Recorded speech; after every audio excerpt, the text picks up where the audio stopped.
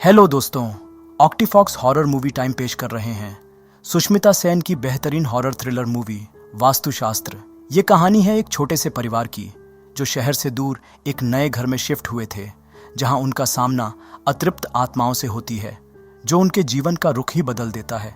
और जैसा मैंने पहले भी कहा था, जो दिखता है वो होता नहीं और जो होता है वो दिखता नहीं। जिस बात से रूबरू वे होते तो ज़रूर हैं, लेकिन इस बात की भनक उन्हें नहीं होती, और जब पता चलता है तब तक बहुत देर हो चुकी होती है। इस फिल्म के कुछ इंपॉर्टेंट पॉइंट्स मैं आपको बीच बीच में बताता रहूँगा, इसलिए इस एक्सप्लेनेशन को आप ध्यान से सुनिएगा। और हाँ दोस्तों, जिन्होंने हमें सब्सक्राइब कर लिया है उनके लिए ढेर सारा प्यार, और जिन्होंने अभी तक हमें सब्सक्राइब नहीं किया वे लोग जल्दी से हमें सब्सक्राइब कर लीजिए और चलिए हमारे साथ जहाँ डर का बसेरा है। तो चलिए बिना देरी किए सीधे चलते हैं मूवी एक्सप्लेनेशन की तरफ।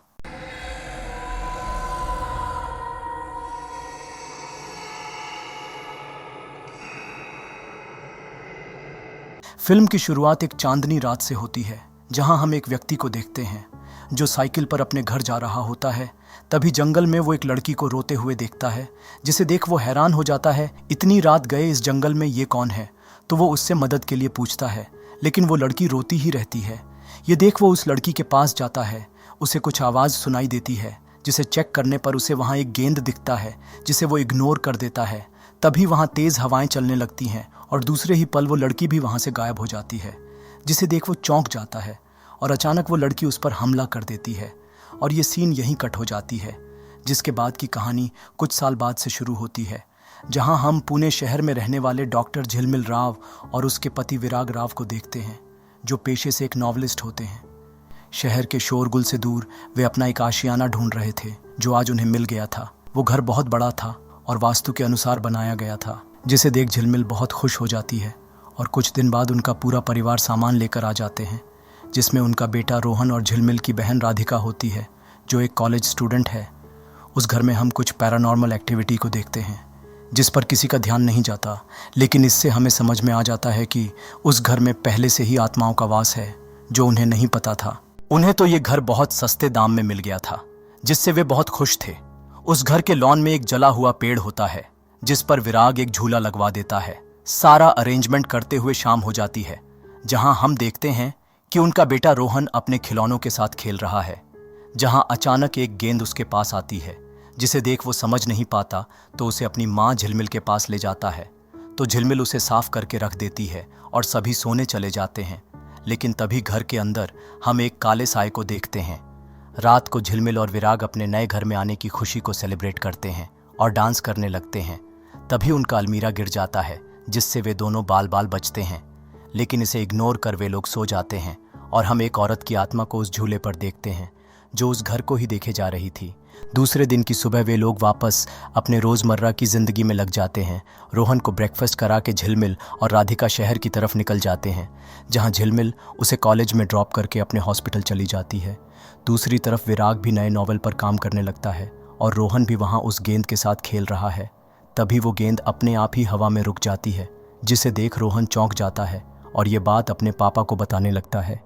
लेकिन जब विराग पीछे मुड़ता है तो वो गेंद गिर जाती है, जिसे देख विराग को लगता है कि रोहन मजाक कर रहा है। तो विराग उसे साइकिल चलाने भेज देता है और वापस अपने काम पर लग जाता है। रोहन तो एक बच्चा है, अपने पापा की बात को मानकर वो साइकिल चलाने लगता है और चलाते हुए वो घर के बाहर चला जाता है, जहां उसे एक पुराना आउट हाउस दिखता है, जिसका दरवाज़ा अपने आप ही खुल जाता है, जैसे कोई उसे अंदर बुला रहा हो। तो रोहन उसके अंदर चला जाता है और जिसके साथ ही ये सीन भी यहीं कट हो जाती है। शाम होने से पहले झिलमिल और राधिका घर वापस आ जाते हैं, जहां झिलमिल को रोहन कहीं नहीं दिखता। तो वो घबरा जाती है और उसे ढूंढते हुए वो उसी आउट हाउस में चली जाती है, जहां रोहन एक जगह चुपचाप बैठा हुआ होता है। रोहन बताता है कि उनके अलावा यहाँ और भी लोग रहते हैं, जिसे सुन एक पल के लिए झिलमिल घबरा जाती है, लेकिन उसे लगता है कि ये सिर्फ रोहन की इमेजिनेशन है, तो इसे इग्नोर कर उसे घर के अंदर ले जाती है। रोहन सच कह रहा था, जिसका पता उन्हें बहुत जल्द लगने वाली थी। खैर, रात को उनके यहाँ लाइट चली जाती है, तो वे लोग कैंडल लाइट डिनर करने लगते हैं, जहाँ हवा के कारण अचानक खिड़की खुल जाती है, जिसे झिलमिल जब बंद करने जाती है तो उसे वहाँ एक व्यक्ति दिखता है। और ये वही व्यक्ति होता है जिसे हमने फिल्म की शुरुआत में देखा था, जिसे उस औरत की आत्मा ने मार दिया था, जिसे देख झिलमिल बहुत डर जाती है। लेकिन तभी घर की लाइट्स वापस आ जाती हैं और जिसके साथ ही उस व्यक्ति की आत्मा भी गायब हो जाती है। रात को झिलमिल ये बात विराग को बताती है। विराग का कहना था कि ये उसका कोई भ्रम होगा क्योंकि इस घर के आसपास कोई नहीं रहता। झिलमिल को पता था कि उसने क्या देखा, लेकिन वो कुछ नहीं कहती। दूसरे दिन की सुबह झिलमिल और राधिका शहर की तरफ निकल जाते हैं, जहां राधिका बताती हैं कि क्लासेस के बाद उसके एक दोस्त के यहाँ वे लोग जॉइंट स्टडी करने वाले हैं, जिसके बाद उसकी एक सहेली उसे घर ड्रॉप कर देगी, जिसे झिलमिल मान जाती है। तभी एक पागल व्यक्ति उनका रास्ता रोकने की कोशिश करता है, जिसे देख वे दोनों घबरा जाते हैं और झिलमिल गाड़ी भगाकर वहां से निकल जाती है। लेकिन असल में वो व्यक्ति उनसे कहने की कोशिश कर रहा था कि वे सब मारे जाएंगे, लेकिन तब तक वे लोग बहुत दूर जा चुके थे। दूसरी तरफ हम रोहन को देखते हैं जो घर में खेल रहा होता है। कुछ देर बाद विराग को रोहन कहीं नहीं दिखता, तो वो उसके कमरे में चेक करने जाता है, जहां वो देखता है कि रोहन उस गेंद से खेल रहा है। तो वो उसे बिना डिस्टर्ब किए वापस चला जाता है, लेकिन वो रोहन नहीं बल्कि कोई आत्मा होती है। रोहन तो असल में घर के बाहर उस जले हुए पेड़ के पास जा रहा था। खैर, तो विराग वापस अपने काम पर लग जाता है और हम उसके पीछे एक औरत की आत्मा को देखते हैं, जो पीछे से आके उसके सिर पर वार कर देती है और वो बेहोश हो जाता है। थोड़ी देर बाद जब विराग को होश आता है तो उसे कुछ याद नहीं रहता। तभी वो देखता है कि रोहन बाहर उस जले हुए पेड़ के पास किसी से बात कर रहा है, तो चेक करने वो भी वहां चला जाता है, लेकिन रोहन वहां अकेला था। रोहन बताता है कि वो अपने दोस्त मनीष और ज्योति से बात कर रहा था, जो उस जले हुए पेड़ में रहते हैं, जिसे सुन विराग को लगता है कि सारा दिन रोहन अकेले खेलता रहता है, जिस कारण उसने अपना कोई इमेजिनरी फ्रेंड बनाया होगा। लेकिन हमें समझ में आ जाता है कि उस जले हुए पेड़ में आत्माओं का वास है। खैर, तो शाम को जब झिलमिल घर वापस आती है तो रोहन उसे भी मनीष और ज्योति के बारे में बोलता है, लेकिन झिलमिल भी इसे उसकी इमेजिनेशन समझकर टाल देती है। दूसरी तरफ राधिका को छोड़ने उसका बॉयफ्रेंड मुरली आया हुआ होता है। राधिका उसे वहां से जाने के लिए बोलती है, इससे पहले कि उसकी दीदी देख ले, जिस पर मुरली बोलता है कि उसकी दीदी क्या उसका लेफ्ट, राइट और सेंटर ले लेगी, जिसे राधिका मजाक में लेती है और घर की तरफ जाने लगती है। रास्ते में उसे कुछ टूटी हुई चूड़ियां दिखती हैं, जिन्हें देख वो हैरान हो जाती है। तभी उसे जंगल से किसी औरत के रोने की आवाज़ सुनाई देती है, जिसे जब वो चेक करने जाती है तो वहाँ उस औरत की आत्मा के साथ और भी आत्माएं उस पर हमला कर देते हैं और तभी उसकी नींद टूट जाती है, जहाँ वो खुद को मुरली के बाइक पर पाती है। मतलब ये उसका सिर्फ एक सपना था, लेकिन वो सपना इतना रियल था कि उसकी तो रूह तक कांप गई थी। लेकिन राधिका इसे इग्नोर कर घर की तरफ जाने लगती है और मुरली को वापस जाने को कहती है, जिस पर मुरली कहता है कि नहीं तो क्या, उसकी दीदी उसका लेफ्ट, राइट और सेंटर ले लेगी, जिसे सुन वो चौंक जाती है और घर जाते वक्त उसे वहीं टूटी हुई चूड़ियां और एक औरत के रोने की आवाज़ सुनाती है, जिससे वो बहुत डर जाती है और दौड़ कर घर के अंदर चली आती है।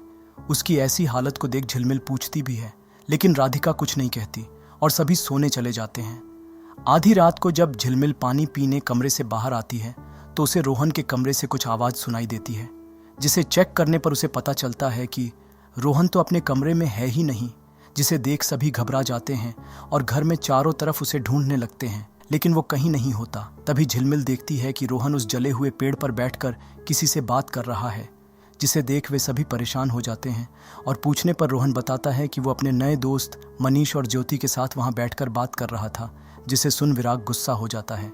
रात को विराग और झिलमिल डिस्कस करते हैं कि इसमें रोहन की कोई गलती नहीं है। सारा दिन वे तीनों अपने काम में बिजी रहते हैं और रोहन अकेला हो जाता है, तो वे रोहन के लिए एक आया को रखने का फैसला करते हैं और दूसरे दिन हम रुकमा नाम की एक आया को देखते हैं, जिसके हाथों में रोहन को सौंप कर वे लोग अपने काम पर चले जाते हैं। रुकमा को चोरी करने की आदत थी, तो वो रोहन का कमरा ठीक करके उसे नाश्ता देती है और घर के सामान चुराने लगती है। लेकिन जब वो वापस रोहन के कमरे में जाती है तो पूरे कमरे का सामान बिखरा हुआ पाती है और रोहन हंस रहा होता है।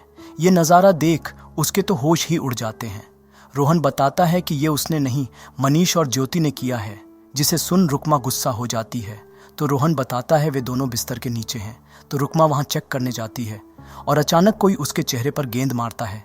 इस बारे में जब झिलमिल को पता चलता है तो वो बहुत गुस्सा करती है, लेकिन रोहन बोलता है कि उसने ये नहीं किया और रोते हुए अपने कमरे में चला जाता है। तो विराग उसे मनाने जाता है, जहां रोहन चद्दर के अंदर बैठा होता है। विराग उसे मनाने की बहुत कोशिश करता है, लेकिन रोहन वैसे ही बैठा रहता है।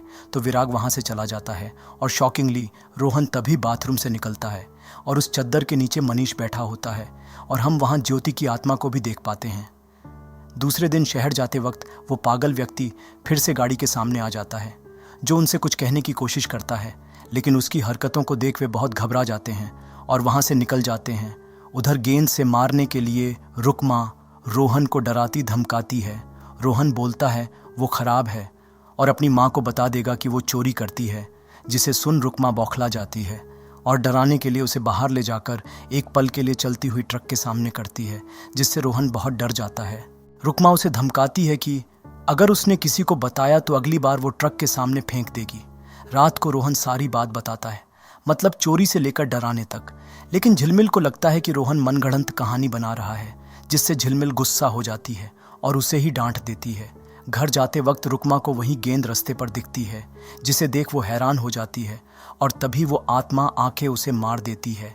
और हम उस गेंद को वापस घर की तरफ जाते हुए देखते हैं, जहां हम मनीष और ज्योति के साथ उस औरत की आत्मा को, जो उनकी माँ है, और उनके साथ उस साइकिल वाले की आत्मा को देखते हैं, जो शायद सही मौके की तलाश में है। दूसरे दिन की सुबह उनके घर इंस्पेक्टर भूपाल घोरपड़े आता है, जिनसे उन्हें पता चलता है कि पिछली रात रुकमा का एक्सीडेंट में मौत हो गई है, जिसके पास से उन्हें कुछ कीमती सामान मिले हैं, जिन्हें देख झिलमिल और विराग के तो होश ही उड़ जाते हैं, क्योंकि वो सभी सामान उनके ही थे, जिसका मतलब रोहन सच कह रहा था। लेकिन दूसरा झटका तो उन्हें तब लगता है जब इंस्पेक्टर बताता है, पिछले दिन एक ट्रक ड्राइवर ने बताया कि ये औरत एक बच्चे को रास्ते पर डरा रही थी, जिसे सुन उनके तो जैसे पैरों तले से जमीन ही खिसक जाती है और झिलमिल उसी वक्त रोहन के पास जाकर उससे सॉरी बोलती है। दूसरे दिन की सुबह जब झिलमिल हॉस्पिटल जाती है तो वो पागल व्यक्ति वहां भी पहुंच जाता है, जो उन्हें उस घर से निकल जाने के लिए बोलने लगता है। लेकिन उसकी हरकतों को देख झिलमिल इतनी घबरा जाती है कि वो कुछ सुन नहीं पाती और सिक्योरिटी को बुलाकर उसे कैबिन से बाहर निकलवा देती है। उधर हम घर के अंदर उन आत्माओं को देख पाते हैं, जिन्हें सिर्फ रोहन ही देख पा रहा होता है, जो उन्हें देख बहुत डर जाता है। शाम को रोहन इस बारे में झिलमिल को बताता है, लेकिन वे इस पर यकीन नहीं करती, क्योंकि उन्हें अभी भी लग रहा था कि अटेंशन पाने के लिए रोहन कोई कहानी बना रहा है। दूसरे दिन वे लोग कार्टून मूवी देखने जाने का प्रोग्राम बनाते हैं, लेकिन राधिका को कार्टून मूवी पसंद नहीं था, तो वो घर पर ही रुक जाती है। असल बात तो ये थी कि उसके मन में कुछ और ही खुराफाती प्लान चल रहा था। उनके जाते ही हम राधिका के बॉयफ्रेंड मुरली को वहाँ देखते हैं, जहाँ देखते ही देखते एक रोमांटिक माहौल बन जाता है और वे दोनों इंटीमेट होते हैं। थोड़ी देर बाद राधिका नोटिस करती है कि मुरली उसके बिस्तर पर नहीं है, तो वो उसे ढूंढने लगती है, जहाँ पहली बार उस घर की आत्माएं उसके सामने आ जाती हैं और राधिका की एक चीख के साथ ये सीन यहीं कट हो जाती है। दूसरी तरफ इस बात से अनजान आधी रात को झिलमिल, विराग और रोहन घर वापस आते हैं, जहाँ रोहन को सुलाकर झिलमिल राधिका को चेक करने उसके कमरे में जाती है, जहाँ मुरली की लाश को देख वो बहुत डर जाती है, जो बात वो विराग को बताने जाती है। और तभी उन्हें राधिका की लाश उस जले हुए पेड़ पर लटकती हुई दिखती है, जिसे देख उनके तो जैसे पैरों तले से जमीन ही खिसक जाती है। दूसरे सीन में हम वहाँ एम्बुलेंस और पुलिस टीम को देखते हैं। झिलमिल और विराग तो अंदर तक हिले हुए थे। इंस्पेक्टर बताता है कि ये किसी साइकोपैथ किलर का काम है, तो उनकी सेफ्टी के लिए वो वहाँ अपने 2 ऑफिसर्स को भी तैनात कर देता है।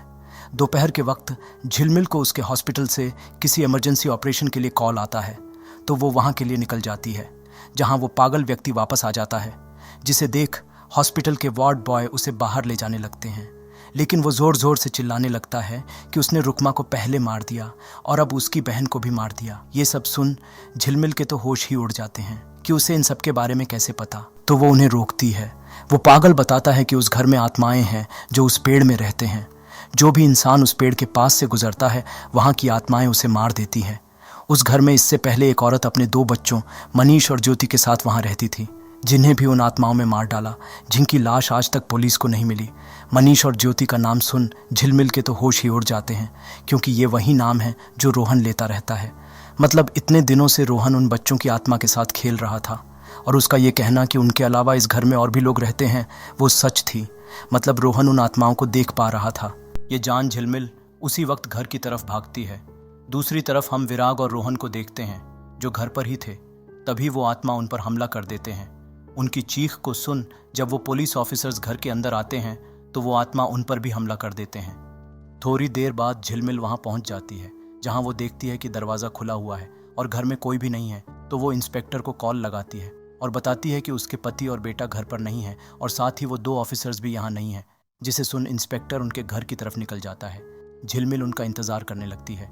तभी उसे कुछ आवाज़ सुनाई देती है, जिसे जब वो चेक करने जाती है तो उसे वहाँ रुक्मा की आत्मा दिखती है और साथ ही उसे मनीष और ज्योति की आत्मा भी दिखते हैं, जिन्हें देख वो डर के मारे घर से बाहर आ जाती है।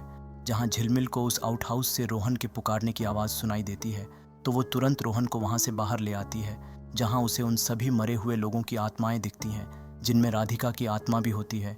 ये देख झिलमिल सहम जाती है, लेकिन इससे पहले कि वो आत्माएं झिलमिल और रोहन को पकड़ पाते, तभी वहाँ विराग आकर उन्हें मारने लगता है और झिलमिल को बचाकर घर के अंदर ले आता है, जहाँ झिलमिल किसी चीज़ से टकरा कर गिर जाती है और शॉकिंगली वो विराग की लाश होती है, जिसका मतलब अब तक उसके साथ विराग की आत्मा थी और देखते ही देखते विराग की आत्मा एक इविल स्पिरिट में बदल जाती है, जिसे देख झिलमिल के तो होश ही उड़ जाते हैं। तभी उसे वहाँ सभी आत्माएं दिखते हैं जो उसे घेर कर खड़े हो जाते हैं और उस पर हमला करके उसे घायल कर देते हैं, जिसके बाद वे रोहन को मारने जाते हैं, जो गिरने के कारण बेहोश हो चुका था। तब तक इंस्पेक्टर वहां पहुंच चुका होता है और उन पर गोलियां चलाने लगता है, लेकिन उन गोलियों का उन आत्माओं पर कोई असर नहीं होता।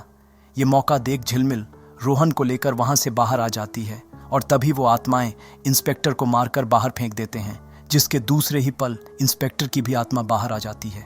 ये देख झिलमिल रोहन को गाड़ी में बिठाकर वहां से निकलने की कोशिश करती है, लेकिन विराग की आत्मा उसका गला पकड़ लेता है, जिससे वो गाड़ी सीधे उस जले हुए पेड़ से जा टकराती है। ये देख झिलमिल बाहर आ जाती है, जहां सभी आत्माएं दोबारा उन पर हमला करने आते हैं, लेकिन तभी वो गाड़ी ब्लास्ट हो जाती है और उस पेड़ में आग लग जाती है और जिसके साथ ही सभी आत्माएं भी जलकर मारी जाती हैं और ये सीन यहीं कट हो जाती है। दूसरे सीन में हम उस पागल को वहां देखते हैं जो उस पेड़ को जला हुआ देख बहुत खुश होता है और तभी एक आत्मा आके उसका गला पकड़ लेती है, जिसका मतलब उन आत्माओं का आतंक अभी खत्म नहीं हुआ। खैर, तो दूसरी तरफ हम झिलमिल और रोहन को हॉस्पिटल में देखते हैं, जहां एक इंस्पेक्टर बताता है कि उन्हें वहां एक भी लाश नहीं मिली, जिसे सुन झिलमिल हैरान हो जाती है और तभी रोहन एक क्रीपी स्माइल देता है, जिसका मतलब वो रोहन नहीं बल्कि कोई शैतान है जिसने उसके शरीर पर कब्जा कर लिया है, जिसके साथ ही ये आखिरी सीन भी यहीं कट हो जाती है। दोस्तों, अगर आपको ये एक्सप्लेनेशन अच्छी लगी हो तो इसे लाइक कर देना और अभी तक सब्सक्राइब नहीं किए हो तो सब्सक्राइब भी कर देना। इसी के साथ ये मूवी यहीं समाप्त हो जाती है। तो चलिए मिलते हैं दूसरी मूवी एक्सप्लेनेशन में, जहां डर का बसेरा हो।